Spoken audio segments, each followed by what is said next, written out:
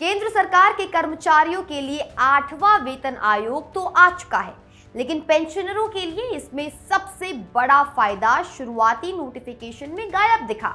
इसी को लेकर पूरा विवाद खड़ा है। 3 नवंबर 2025 को जब 8th पे कमीशन का नोटिफिकेशन और उसके टर्म्स ऑफ रेफरेंस जारी हुई, तो इसमें कहीं भी सीधी भाषा में ये नहीं लिखा था कि पहले से रिटायर हो चुके करीब 69 लाख पेंशनरों की पेंशन का पुनर्मूल्यांकन भी इसी आयोग के तहत किया जाएगा। 7वें वेतन आयोग के समय सरकार के आदेश में साफ लिखा था कि आयोग पेंशन और अन्य रिटायरमेंट बेनिफिट्स की संरचना के सिद्धांतों की जांच करेगा और पूर्व पेंशनरों की पेंशन रिवीजन पर भी सिफारिश देगा। इसलिए तब OROP जैसे मुद्दों पर भी औपचारिक रूप से विचार हुआ था। इस बार ऐसी साफ लाइन न होने से पेंशनरों के बीच यह आशंका फैल गई कि कहीं सरकार जानबूझकर उन्हें 8वें वेतन आयोग के फायदे से बाहर तो नहीं कर रही।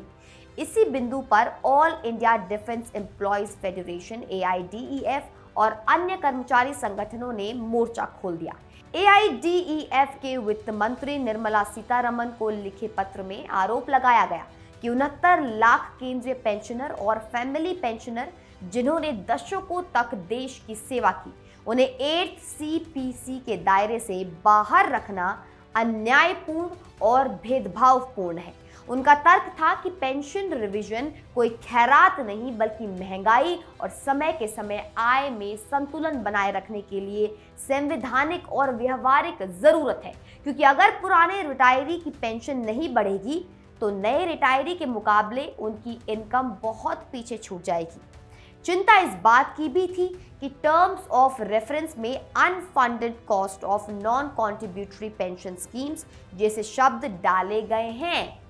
जिन्हें पेंशनर्स ने इस संकेत की तरह पढ़ा कि सरकार भविष्य में खर्च कम करने के नाम पर पुरानी पेंशन व्यवस्था को किनारे कर सकती है।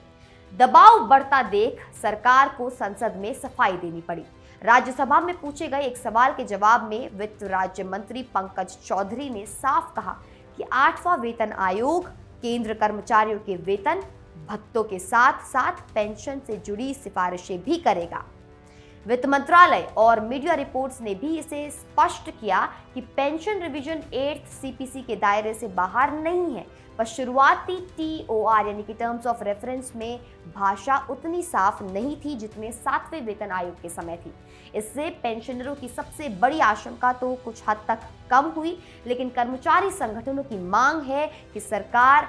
गजट नोटिफिकेशन में ही TOR को संशोधित करके existing pensioners and family pensioners के पेंशन रिवीजन शब्द जो है स्पष्ट रूप से जोड़ दे, ताकि आगे कोई कानूनी या तकनीकी विवाद ना हो सके।